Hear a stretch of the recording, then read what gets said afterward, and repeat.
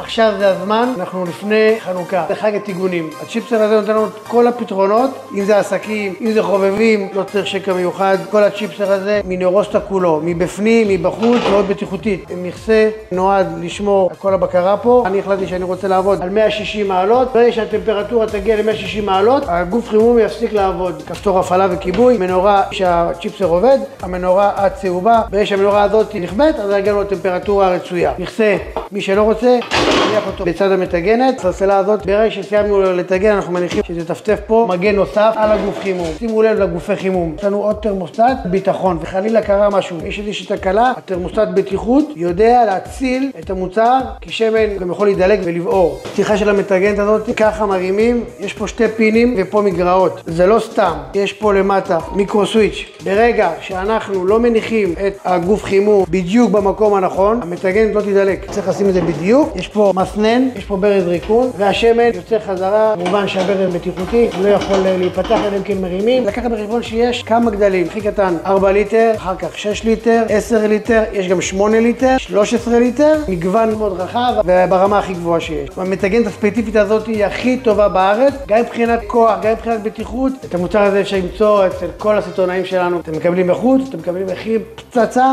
אין אחד שלא מכיר את גלון, אתם תבקשו גלון, אתם תקבלו גלון.